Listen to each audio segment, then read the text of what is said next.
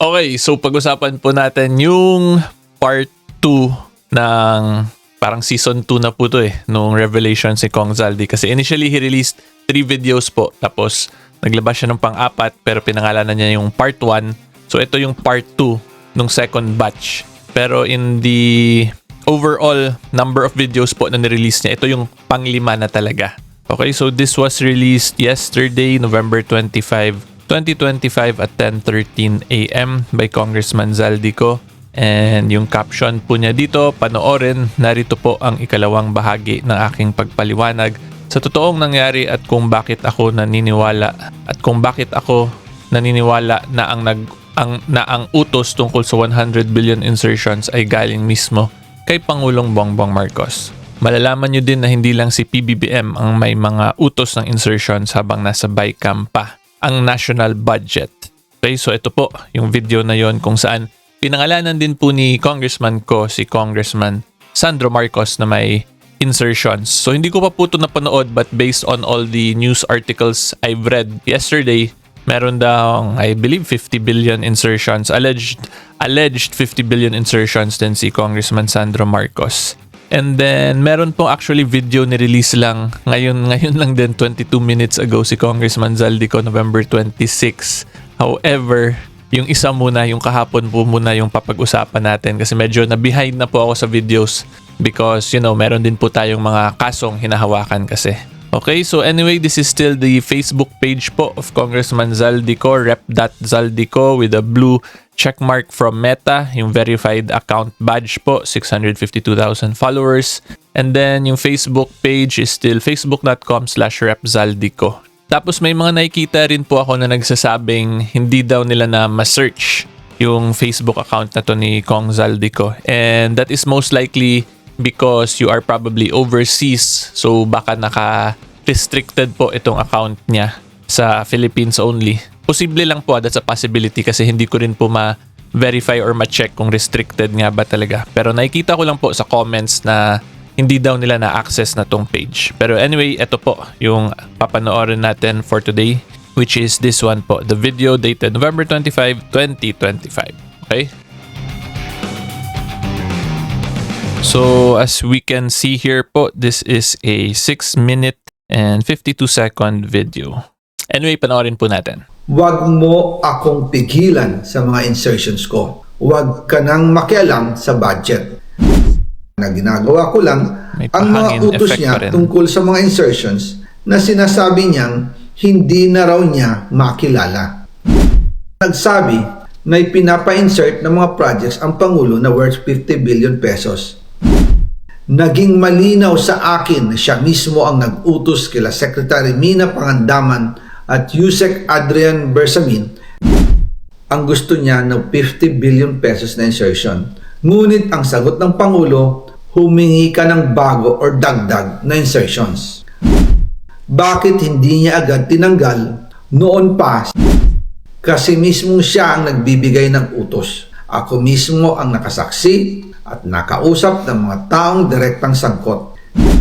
Hindi lang po ang Pangulo ang may insertion sa budget. Pati po si Congressman Sandro Marcos.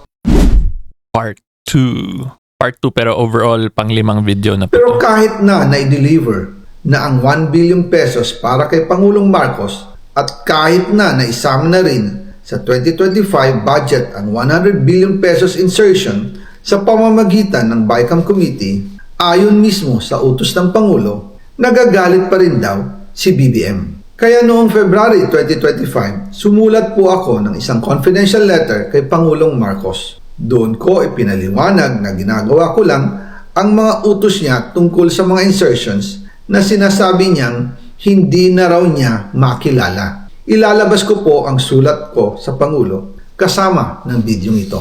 Okay. Si Yusek Jojo Cadiz ang nag-ayos ng aming meeting noong March 2025 sa 1201 Aguado Street, tapat ng Malacanang, Gate 4. Pero sa halip na kumalma ang Pangulo, lalos lang siyang nagalit. Sa halip na itanggi o linawin niya ang tungkol sa 100 billion insertion, pinagsabihan niya kami ni dating Speaker Romualdez at sa akin mismo, diretsahan niyang sinabi, "Huwag mo akong pigilan sa mga insertions ko. huwag ka nang makialam sa budget. Dahil sa mga binitawang salita sa akin ni BBM, naging malinaw sa akin na siya mismo ang nag-utos kila Secretary Mina Pangandaman at Yusek Adrian Bersamin na ipasok ang 100 billion pesos worth of projects. Kaya kung hindi talaga totoo na galing sa Pangulo ang utos, bakit hindi niya agad tinanggal noon pa sina Secretary Mina Pangandaman at Undersecretary Adrian Bersamin nang pinaalam ko sa kanya ang 100 billion insertions sa pamamagitan ng sulat? Bakit ngayon lang nila pinag-resign kung kailan nalaman ng publiko ang tungkol dito? And also kinausap ako ni Yusek Jojo Cadiz at nagsabi na ipinapa-insert ng mga projects ang Pangulo na worth 50 billion pesos. And sinabi ko kay Yusek Jojo na meron ng instruction kay Secretary Mina Pangandaman at Yusek Adrian Bersamin about the 100 billion pesos insertion. And sabi niya, kakausapin niya ang Pangulo na kung pwede, doon na lang i-charge ang gusto niya ng 50 billion pesos na insertion. Ngunit ang sagot ng Pangulo, humingi ka ng bago or dagdag na insertions. Okay, wait. Comment mo na. So yung medyo magulo dito, meron ng insertion from the statement ni Congressman Zaldico. Sinabi niya na nirequest nila Yusek Adrian Bersamin and Secretary Mina Pangandaman. Pero ngayon, ang sinabi rin ni Congressman Zaldico, it appears na si Yusek Jojo Cadiz na pinangalan niya, nag-request din ng additional 50 billion na insertion daw. So from there, kung makita nyo, it appears na may parang dalawang faction. Mukhang ganun po yung dating, di ba? Yung sa side nila, Yusek Adrian Bersamin, Secretary Pangandaman, then sa side nila, Yusek Cadiz, may dalawa dawang set of insertions. So, yun yung maganda rin maklarify bakit si Yusek Jojo nagsasalita rin for the President. Tapos, according to Congressman ko, si Yusek Bersamin and Secretary Pangandaman ay nagsasalita din for the President. It appears from his statement, diba? So kung nakita nyo, mukhang may dalawang faction ngayon who appears to be speaking on behalf of the President. So yun yung magandang maklarify bakit ganun po yung nangyayari. Anyway, tuloy po tayo. Doon po nakita at naramdaman na hindi pwedeng sabihin ng Pangulo na wala siyang alam sa mga nangyayari. Kasi mismo siya ang nagbibigay ng utos. Ako mismo ang nakasaksi at nakausap ng mga taong direktang sangkot. Kaya hindi na pwedeng maghugas kamay at magturo na parang inosente. At kung titingnan ninyo ang 2026 budget, may panibago siyang 97 billion insertions. Pero ngayon, ipinasok na mismo sa President's Budget or NEP 2026. Yan po ang kinumpirma ni Secretary Manny Bunoan na may instructions ang Pangulo na magpasok ng 100 billion ulit sa President's Budget. Kaya wala na siyang pwedeng ipamigay. Ito ay nalaman ko noong May 2025 sa meeting namin kasama si dating Speaker Romualdez sa number 30 Tamarind Street, Forbes Park. Kaya nang nadiskubre ng House of Representatives ang insertion sa flood control sa 2026 budget, ibinilik namin ang DPWH NEP 2026 dahil mali na ito at panibagong flood control projects na naman. Hindi lang po ang Pangulo ang may insertion sa budget. Pati po si Congressman Sandro Marcos, meron din pong pinapasok taon-taon. Noong 2023, may 9.636 billion pesos. Noong 2024, 20.174 billion pesos. At nitong 2025, 21.127 billion pesos. Lahat-lahat, ang kabuuan ay 50.938 billion pesos. At bawat taon po, sa tuwing dumarating ang BICAM budget process, lagi po may utos si Congressman Sandro na ipasok ang mga proyekto niya.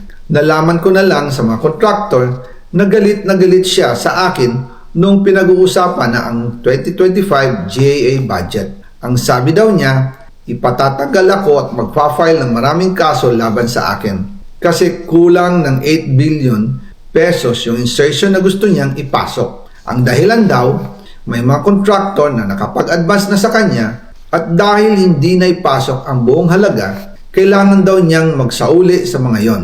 Para malinaw sa taong bayan, ilalabas ko po sa video na ito ang listahan ng mga proyekto na kasama sa mga insertions ni Congressman Sandro. Abangan ang part 3. Okay, so yan po yung Wag full mo video ni Congressman Zaldi. This is the second part of, tawagin na lang po nating season 2, or in totality or in the overall number, pang 5 video niya po to.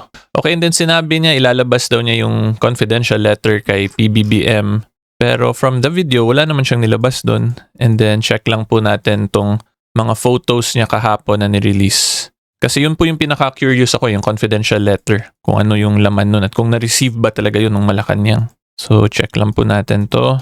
Ang problem, wala naman. Hindi niya ni-release so far. So maganda sana yun na ma-release din yung sinasabi niyang confidential letter niya kay PBBM. Itong ni-release lang niya kahapon din. This appears to be the insertions of Congressman Sandro Marcos noong 2023. Okay, so anyway po ngayon i-discuss ko sa inyo yung mga observations ko lang. Yung legal side of things po muna yung pag-usapan natin. So una-una po yung na-observe ko dito na maganda para mas mapalakas tong testimony niya is yung pinagalitan daw silang dalawa, di ba, ni Speaker Martin. So kung si Speaker Martin was pinagalitan daw, then nandun din si Speaker Martin nun. So kung si Speaker Martin will corroborate or support this testimony ni Congressman Zaldico, that would be the best case scenario para mapalakas yung itong allegations po ni Congressman Zaldico. Pero at present, kung si Kong Zaldi lang magsasabi nito tapos i-deny lang ni PBBM later on, yun mukhang 50-50 equal lang sila dun. So dun papasok yung tinatawag na equipoise rule in criminal cases na kung saan 50-50 po yung evidence, magtitilt po yan in favor of the accused, meaning ma-acquit po ang isang akusado. And that is because po of our constitutional right to be presumed innocent. So currently, may nalabas lang pong allegations dito si Kong Zaldico, tapos pag i-deny ni PBBM, then yun nga po, maging 50-50. Pero kung kasama si Speaker Martin pinagalitan, tapos si Speaker Martin ay magsalita din, and then doon mukhang mas lalamang na yung position nila Congressman Zaldico. And then yung isa pa pong maganda lang din natin ma-discuss dito is, di ba si Congressman Toby Tiangco, sinasabi rin niya in interviews na nakita daw niya nung pinagalitan sila Speaker Martin ni PBBM. So I'm not sure kung related ba yun siya dito. So kung related yun siya dito, edi pwede rin yun magsalita si Congressman Toby Tiangco kung same ba na meeting tong dinidiscuss dito ni Congressman Zaldico sa binabanggit din ni Congressman Tiangco sa interviews. Okay, so yan po yung una kong nakikita dito. And then yung pangalawa lang po dito is sila Yusek Adrian Bersamin, Secretary Mina Pangandaman. Yun sila kung magsalita din po would of course be in support dito sa statements ni Congressman Zaldico. Kasi yung pinaka-conclusion po niya dito, as per the action sila Secretary nila Yusek Bersamin and Secretary Pangandaman, it appears daw to him na si PBBM yung nag-uutos. So kung magsalita rin po yung dalawang yun, that would be the best case scenario para mas mapalakas pa po yung testimony ni Congressman Zaldico. And then take note din po pala, itong ina-explain ko, this is the legal side of things, meaning kung umabot talaga to in court proceedings. Kasi sa korte po, yung importante kasi dyan is hindi yung kung ano lang yung kaya mo i-allege dun sa mga kalaban mo, but it is always an issue kung ano yung kaya mo ma-prove in accordance with the rules on evidence. Diba? Kasi madali lang po mag-akusa, pero proving it is a totally different issue po yan. Okay? And then, sabihin ko na lang din po, in criminal cases, there are times na an accused will be acquitted because hindi lang ma-establish yung guilt beyond reasonable doubt. Therefore, in the criminal law system natin, he is considered as not guilty beyond reasonable doubt. But it does not necessarily mean kung whether or not hindi talaga niya ginawa yung krimen. May mga ganyang angle din po yan kasi at the end of the day, there are legalities, there are legal procedures na minsan nakakalusot talaga yung isang tunay na criminal. Okay, so that's another side lang din na kailangan ko i-discuss lang din with all of you. And if you also look at the interviews of some justices, di ba may mga nagsasabi na just because a person is acquitted does not necessarily mean he did not commit the crime. It's just that hindi na-prove yung guilt niya beyond reasonable doubt. So yan po yung mga bagay-bagay na kailangan natin i-consider. Kasi this issue po is not necessarily a legal issue lang kasi this also involves a political issue if you ask me. Kasi based on all these statements ni Congressman Zaldico, of course, the political image po ng lahat ng pinangalanan niya, especially the president, ay maapektuhan din and si Congressman Sandro Marcos. So aside from legal issues, there's also political issues na again, kailangan natin timbangin as the taong bayan na nag-o-observe sa lahat ng public servants na to. And tingnan na lang po natin kung sino ba yung mas credible sa mga to at kung sino yung may motive para manira lang or para gusto lang maging transparent and to hold accountable yung mga dapat managot talaga. Yan yung kailangan at trabaho talaga natin po as the member of the taong bayan of the Republic of the Philippines. We always have to weigh our duty in regards to the election of public officers and then our duty also na hindi lang tayo maging marites basically, 'di ba? Kaya in other words, kung titingnan natin, mahirap po talaga. Hindi siya as straightforward as what people make it appear, 'di ba? Lalo na po pag umabot talaga to sa korte. So in court proceedings ngayon, since hindi pa to under oath, then of course hindi po yan a-admit or tatanggapin ng korte. But in the political side of things, this can already be considered as something that will affect the political image of a public figure. So yan po yung gusto ko talaga i-emphasize sa ating lahat. We do not always have to mix and match the legal side and political side. Kailangan lang natin yan siya i-balance. Tapos kung hindi tayo sure kung papaniwalaan ba o hindi, doon natin pwede ngayon tingnan yung mga legal side of things. Pero yun nga po, like what I've discussed already in older videos, hindi rin po tayo pwede maging stricto lang na laging sundin yung legal side when we are still not in proper court proceedings kasi it will lead to a very unreasonable situation nga, di ba? Like kung magsasabi ka ng mga political speeches, political messages, sobrang unreasonable kung kailangan laging manumpa yung nagsasalita or yung speaker. And kung titingnan din po natin ngayon si Congressman Zaldico, he is speaking, di ba? Like I said, this is not yet in court so hindi naman kailangan under oath. Tapos kung makita natin si Congressman Sandro Marcos, nag-respond na rin po siya dito sa allegations. So yan yung in a way parang sagutan nila ngayon. And then it will be our obligation and duty now to weigh out things kung sino ba ang mas mukhang credible while they are still out in court. Pero once umabot na po ito sa korte, doon na ngayon papasok na sundin na yung strict legal procedures talaga. Okay, so yan po ang masasabi ko. Mabigat po talaga yung trabaho nitong mga public figures natin.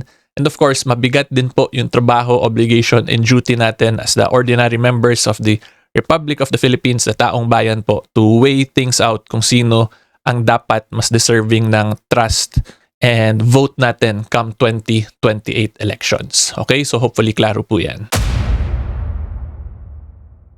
And then lastly po, magbigay lang din ako ng visualization po sa inyong lahat, may fellow taong bayan, para po mas ma-visualize niyo kung gaano ka-massive tong corruption issues sa bansa natin.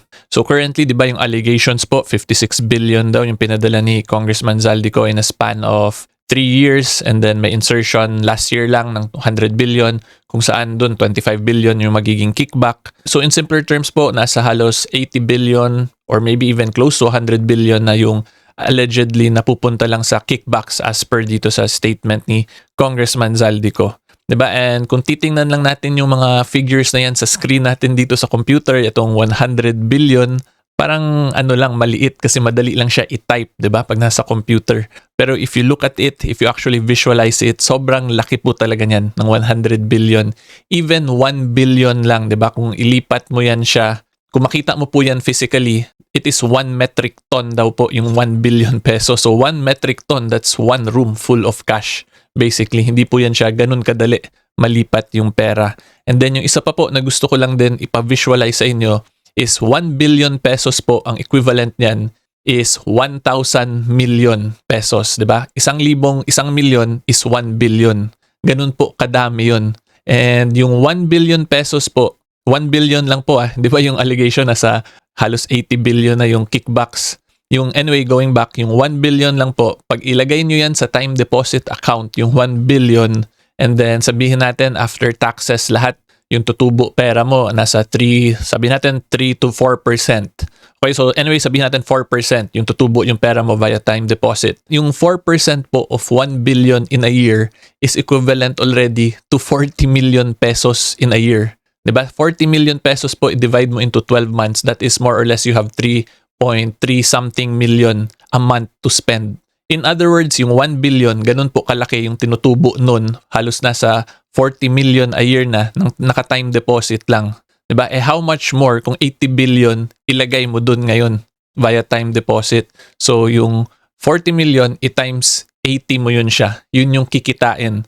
So, pinapa-visualize ko lang po ito sa inyo para mas magets nyo kung gaano kalaki yung corruption issue na to. Kaya hopefully magkatulungan po sana talaga yung Filipino people, the taong bayan, to address this, di ba? Mag all out sana yung mga investigative bodies natin, yung Congress natin, and all other government offices like the Ombudsman to really pinpoint the mastermind in all of this. Kasi kung mangyari po yun, I'm sure yung mga next nating public figures, I am hoping na matakot sila kung meron talagang mapanagot after all these allegations and all these corruption issues. Anyway, going back to my visualization example po, in 1 billion nga lang po, you have 3.3 more or less million a month to spend already. Ganun po kalaking pera yon. Tapos kung titingnan ninyo, sobrang laki na yung amounts involved. But the public figures dito sa mga allegations sila Congressman Zaldico, parang hindi po sila nabubusog. Basically, yun yung point ko. 'Di ba? Kasi may 1 billion ka lang, buhay ka na forever. That's already generational wealth if you ask me. So ano ba yung point? Bakit nila gusto pa tong mga 56 billion? Ngayon, nasa 80 billion na yung halos nabigay via kickbacks. Diba? So hopefully mas nakikita nyo lang po kung gaano ka-massive talaga to at kailangan talaga natin mag-act as the Filipino people because it is very unfair for all of us. Yun po yung point ko talaga. Like what I have repeatedly stated already, parang hindi sila nabubusog na tuloy-tuloy lang silang allegedly tumatanggap ng kickbacks na ganong amount. Yan lang po, yung gusto ko lang din ipa-visualize talaga sa inyong lahat para mas maintindihan nyo kung gaano ka-massive to na issue. 'Di ba? Kasi again, pag tingnan lang natin dito sa computer, yung 100 billion, parang ang liit. Pero if you actually visualize it, how massive it is physically, logistically, and how massive it is if ilagay mo na siya via time deposits, via investments, then hopefully po mas maintindihan ninyo yung importance talaga ng role natin to speak up at manindigan po sa issue na to. Okay? So medyo naging political message na tong last part ko, but yun lang po, gusto ko lang talaga ilabas din yung sentiments and thoughts ko regarding this because these are very big amounts, figures involved. Tapos, yun, di ba? Walang napapanagot basically, may mga nahuli na nga. Pero mga underlings pa lang, but I still believe in our government na they will do their job. Hopefully, mapanagot talaga yung dapat mapanagot. And ako personally, tingin ko naman si Congressman Zaldico, hindi pa to siya yung mastermind talaga. If you ask me, I'll be completely honest po with all of you. And the reason kaya ko po nasasabi yan is because he is just the chairman of the Committee on Appropriations. Diba? Mas may boss pa yan sa Congress. And yan na lang po. Hanggang dyan na lang muna yung discussion natin. Mag-see more lang po muna tayo via an actual video. So anyway po, if you like more legal videos and current events, subscribe lang po kayo sa channel ko. And until next time, see you all po. Bye-bye!